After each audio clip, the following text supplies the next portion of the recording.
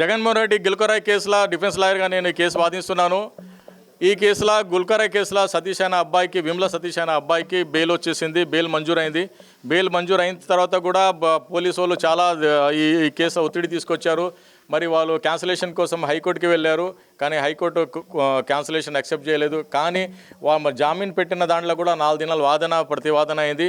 So జామీన్ పెట్టిన తర్వాత కూడా మనమే కోర్టుకి కన్విన్స్ చేసి ఈరోజు ముద్దాయిగా ఉన్న సతీష్ కుమార్కి నెల్లూరు జైలు నుంచే విడుదల అవుతున్నారు. ఆయన 1 గంటల 2 గంటల విడుదల అవుతుంది నెల్లూరు నుంచే. ఫర్దర్గా ఈ కేసులో ఏదైనా ప్రోగ్రెస్ ఉంటే కూడా నేను మీకు రిపోర్ట్ చేస్తాను. ఈ కేసులో పర్టికులర్గా పోలీసు వాళ్ళు కోర్టుల హత్యాయత్నము ప్రూవ్ చేయలేకపోయారు. ఎందుకంటే హత్యాయత్నంకి వాడిన వెపన్ను గుల్కరాయ్ వెపన్ లిస్ట్లో రాదు అని నేను కోర్టుకి నమ్మించాను. ఎందుకంటే వెపన్ ఒక లిస్ట్ ఉంటుంది, వెపన్ లిస్ట్లో గుల్కరాయ్ రాదు. సో కోర్టు అడిగింది మరి ఈ గుల్కరాయ్ వెపన్ లిస్ట్లో వస్తుందని. వెపన్ లిస్ట్లో రాదు. మరి హత్యాయత్నం చేయాలంటే ఇతనికి ఇనిమిటీ ఉండాలి, అవును కదా. అతనికి శత్రుత్వం ఉండాలి. జగన్మోహన్ రెడ్డికి సతీష్ కుమార్కి శత్రుత్వం కూడా ఏం లేదు. సో కోర్టు కూడా అది కూడా నమ్మింది. మరి సతీష్ కుమార్ ఒక అమాయకుడు అబ్బాయి, ఒక ఇలిటరేట్ బాయ్, ఒక పూర్ ఫ్యామిలీ బాయ్. వాళ్ళ ఏమంటారు తల్లిదండ్రులు ఒక labour family. Jaganmohan Reddy ex chief minister of కొడుకు, ఆయన చీఫ్ మినిస్టర్ ఆఫ్ ఆంధ్రప్రదేశ్. ఇతనికి ఏమంటారు శత్రుత్వం ఏముండదు. జగన్మోహన్ రెడ్డి కావాలని చేసిన ఇది ఉంది. ఎందుకంటే లాస్ట్ టైం ఎలక్షన్లో కూడా కోడికత్తి డ్రామా చేశారు.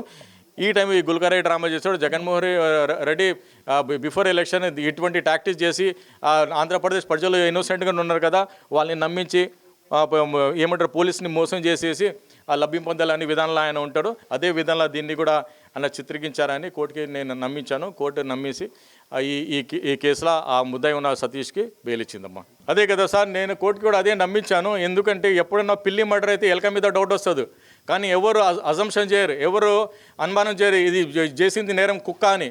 ఎందుకంటే పిల్లికి స్ట్రాంగ్గా కుక్క ఉంటాడు, కానీ డౌట్ ఎవరి మీద వెళ్తుంది, ఎలక మీద వెళ్తుంది. సో ఇక్కడ వైసీపీ టీడీపీ గొడవల్ల ఏదైనా వైసీపీ వాళ్ళకి అయిందనుకో టీడీపీ మీద నేను నెట్టేస్తారు. కానీ వైసీపీ వాళ్ళు దీని ఇంకా ఎవరు ఉన్నారో అది ఎవరు ఎస్టాబ్లిష్ లేకపోయారు. దీంట్లో యాక్చువల్ ఆ అబ్బాయి 13 ఏప్రిల్కి అతను 200 రూపాయలు తీసుకుని అదే మేమంతా సిద్ధము ర్యాలీలో అతను కూడా ఒక కార్యకర్తగా వెళ్ళాడు. ఆ 14 ఏప్రిల్కి అతని బర్త్డే. ఆ బర్త్డేలా సీసీ కెమెరా ఫుటేజ్లో అక్కడ కేక్ కట్ చేస్తానంటే పోలీసులు అనుమానించేసి ఈడే చేశాడేమో, అందుకే ఇక్కడ ఎగిరి వాడు డ్యాన్స్ చేస్తున్నాడు, అయితే ఇతన్ని అనుమానిస్తాడని అనుమానంతో అతను పట్టేసి అరే నువ్వు కొట్టేనని చెప్పురా లేకుంటే మీ అమ్మా నాన్న చంపేస్తారు, అక్కడ గన్ ఉంది నీకు ఇప్పుడే పేలుస్తానంటే సార్ మీరు చెప్పినాక నేను వింటానని అలా అతను ఇచ్చిన స్టేట్మెంట్. దాని తప్ప వాళ్ళ పోలీస్ దగ్గర ఏమి ఆధారాలు లేవు. వెళ్ళాలి సార్ కోడికత్తి కేసులో గుల్కరాయ్ కేసులో కూడా జగన్మోహన్ రెడ్డి అప్పుడు దాంట్లో కూడా కోర్టుకి రాలేదు. అందుకే కదా అప్పుడు గట్టిగా చెప్పాను రావాలి జగన్ చెప్పాలి సాక్ష్యం అని. ఈ గుల్కరాయ్ కేసులో కూడా జగన్మోహన్ రెడ్డి ఇప్పటి వరకు 161 ఇన్స్ట్రుమెంట్ రికార్డ్ చేయలేదు. జగన్మోహన్ రెడ్డి విధి విధాన్ని గౌరవించాలి. ఆయన కాన్స్టిట్యూషన్ పర్సన్, ఆ తల్లి లాంటి మనిషి. ఆయన వచ్చి పోలీస్ స్టేషన్కి వచ్చి ఆయన 161 ఇన్స్ట్రుమెంట్ రికార్డ్ చేయాలి, ఆయన ఏమైంది అని చెప్పాలి. మరి సీన్ ఆఫ్ అఫెన్స్కి కూడా విజిట్ చేయాలి. కానీ పోలీసు వాళ్ళు కూడా ఇప్పటి వరకు జగన్మోహన్ రెడ్డికి దగ్గర వెళ్ళి కూడా ఆయన రికార్డ్ చేయలేదు. నేను అది కూడా కోర్టులో ఇన్లైట్ చేశాను. కోర్టు కూడా చాలా సీరియస్గా దాన్ని కూడా నోటీసులా తీసుకుంది. మీరు ఇప్పటి వరకు జగన్మోహన్ రెడ్డి స్టేట్మెంట్ ఎందుకు రికార్డ్ చేయలేకపోయారంటే వాళ్ళ పోలీసు వాళ్ళు ఏం చెప్పలేకపోయారు. సో దానివల్ల ఈ గుల్కరాయ్ కేసులో సతీష్ కుమార్కి బెయిల్ వచ్చిందని నేను నమ్ముతున్నానమ్మా. నా పేరు వేముల దుర్గారావు సార్. సతీష్ వాళ్ళ ఫాదర్ని, మాది విజయవాడ. గుల్కరాయ్ కేసు మీద వచ్చాము. మా అబ్బాయికి ఈ కేసుకి ఎటువంటి సంబంధం లేదు సార్. అనవసరంగా ఏదో ఎవరినో వాళ్ళని తీసుకొచ్చి కేసులో పెట్టేసి వాళ్ళు తప్పుకున్నాం అన్నట్టుగా పోలీసు వాళ్ళు చేశారు సార్. మా అబ్బాయికి అయితే ఏ సంబంధం లేదు, అసలు వేయలేదు, అటు వెళ్ళని కూడా వెళ్ళలేదు. ఆ నైటు 14వ తారీఖు పుట్టినరోజు, 13వ తారీఖు నైటు 12ంటికి కేక్ కట్ చేసుకున్నాడు మా గూడెంలో ఆర్చి దగ్గర. అది చూసి ఈడ కొట్టాడు అన్నట్టుగా తీసుకొని వెళ్ళి ఆ కేసులో బనాయించారు సార్. ఆ కేసుకి మాకైతే మా అబ్బాయికి అయితే ఎటువంటి సంబంధం లేదు. ఏదో దేవుళ్ళలాగా సలీం సార్ వచ్చేసి నేను ఉన్నానులే అనేసి ఈ కేసు తీసుకొని ట్యాకప్ చేశాడు సార్. ఆ సార్ కానీ లేకపోతే ఇంకా మా పిల్లోడు వచ్చేవాడు రాదో కూడా తెలియదు. అంతా దుర్గమ్మ తల్లి ఆ సార్ని పంపించింది అనుకుంటున్నాను సార్. ఈ కేసుకి మాకు మా అబ్బాయికి ఎటువంటి సంబంధం లేదు సార్. మాకు ఈ కేసుకి ఇది ఏం మాకు అసలు సంబంధమే లేదు సార్. అది మా ప్రభుత్వం గ్రహించి మా అబ్బాయిని వదిలేస్తే చాలు సార్. రాయి లేదు, అదంతా ఉట్టిదే సార్. మా వాళ్ళు మా మనుషుల్ని జెండా పట్టుకుంటే 200 ఇస్తామంటే వెళ్ళారు. మా ఆడవాళ్ళు, మగవాళ్ళు, పిల్లలు అందరూ వెళ్ళారు. సార్ వస్తున్నారు జెండా పట్టుకుంటే అరగంట సేపు ఉంటే 200 ఇస్తాం, కొద్దిగా పెద్దవాళ్ళకి 300 ఇస్తాము, కొద్దిగా మా నడికారు వయసు వాళ్ళకేమో తాగడానికి క్వార్టర్కి డబ్బులు ఇస్తాం 350 అన్నట్టుగా తీసుకెళ్ళారు సార్. ఎవరికి తగ్గట్టు వాళ్ళకి 200, 300, 350 అని తీసుకెళ్ళి జెండాలు పట్టుకున్నారు సార్. ఆ సార్ వెళ్ళిపోయినాక ఇంక వచ్చేసారు సార్. వచ్చేసి ఇంకా నా దగ్గర నాన్న నా పుట్టినరోజు నానంటే ఇప్పుడు ఎందుకు రా, రేపు పొద్దున కదరా అంటే, లేదు నాన్న ఇప్పుడు కేక్ కోసుకుంటాను అని అంటే, సర్లే నాన్న అనేసి 500 ఇచ్చాను. వెళ్ళి కేక్ తెచ్చుకొని మా గూడెంలో అరిచి ఉంటుంది సార్, అరిచికాడు కేక్ కట్ చేసుకున్నాడు సార్. నైట్ 11:30, 12 టైంలో అంట.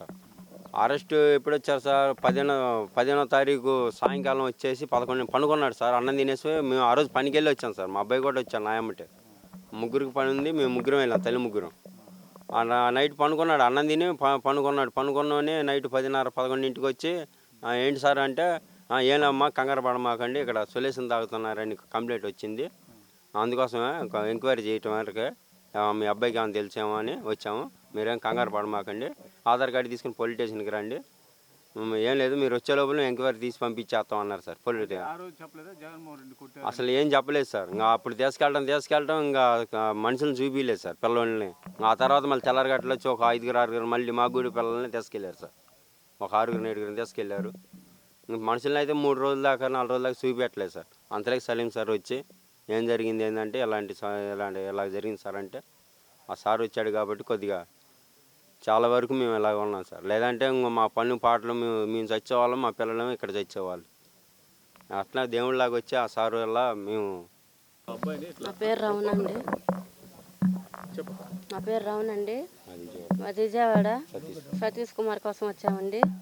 మా అబ్బాయిని అన్యాయంగా ఈ కేసులో ఇరికిచ్చేసి ఇట్లా చేశారు. అబ్బాయికి అసలు ఈ రాయి పెట్టి కొట్టింది కూడా ఏం తెలియదు. మా అబ్బాయి అసలు అలాంటి వాడు కాదు. మేము కూలి నాలు చేసుకుని బతికే వాళ్ళం. ఇంట్లో పడుకున్నవన్నీ తీసుకెళ్ళిపోయి ఇలాగా తీసుకెళ్ళి ఇట్లా చేశారు సార్. చెప్పలేదు సార్. మాకు ఏదో సొల్యూషన్ తాగుతున్నారని ఎంక్వైరీకి వచ్చాము. ఎంక్వైరీ చేసేసి అమ్మటే పంపించేస్తాము, ఆధార్ కార్డు తీసుకొని స్టేషన్కి రండి అన్నారు. వెళ్ళాము, ఇంకా అక్కడే నైట్ వెళ్ళాము, 2 గంటల దాకా ఉండి మళ్ళీ వచ్చాము. మళ్ళీ వచ్చి చూస్తే అక్కడ ఎవరు లేరు, అడిగితే ఇక్కడికి ఎవరిని తేలేదన్నారు. మళ్ళీ ఇంటికి వచ్చి మళ్ళీ 1/2 గంట ఆగి వెళ్తే మళ్ళీ లేదు, 4 దాకా ఉన్నాము. ఇక్కడికి ఎవరిని తేలేదమ్మా, మీరు పొద్దునకి రండి, ఏమైనా పొద్దునకి వస్తే తెస్తారేమో అంటే ఇంక మేము ఇంటికి వచ్చేసాము. మాకు తెల్లారి ఇంకా అప్పటి నుంచి 4 రోజులు 3 రోజుల దాకా కూడా పిల్లల్ని మాకు ఎవరిని చూపించలేదు, చెప్పలేదు మాకు. తర్వాత 2వ రోజో 3వ రోజో మీ అబ్బాయి రాయిబెట్టి కొట్టాడు అనేసి తీసుకెళ్ళిపోయారు. మేము అలాంటి మా అబ్బాయి అలాంటి వాడు కాదని మాకు ఎట్లా దేవుడి దేవాల సలీం సార్ గారు వచ్చారు. కానీ ఈ కేసును అంతా ఆయనే చూసుకుంటున్నాడు. అలాంటిది ఏం అవసరం లేదు. మా బాబు మాకు వస్తే మాకు చాలు, మేము అదే అనుకున్నాం. మా బాబుని మాకు పంపిస్తే ఏ కేసు లేకుండా మా బాబు మాకు క్షేమంగా ఉంటే చాలు సార్. మాకు ఇంకేం అవసరం, మేమేం ఆ గురించి ఏం ఆశించుకోవట్లేదు. మా బాబు మాకు ఉంటే చాలు. పనికి వెళ్తాడు, మట్టి పనికి వెళ్తాడు. వాళ్ళ నాన్నగారు ఏమంటే వెళ్తారు పనికి. ఒక రోజు వెళ్తే 2 రోజులు చేస్తే 4 రోజులు ఇంటికాడ ఉంటాడు. బాబుకి కూడా ఆరోగ్యం కూడా సరిగ్గా పని చేయదు. మేము ఉంటేనే తీసుకెళ్తాం, లేదంటే ఇంట్లోనే ఉంచుకుంటాం మేము మా బాబుని. అంతా దేవుడికే తెలియాలి సార్. మేము ఇంకా ఎవరిని నిందించి తలుచుకోవట్లేదు. ఇంకంతా భగవంతుడికే తెలియాలి.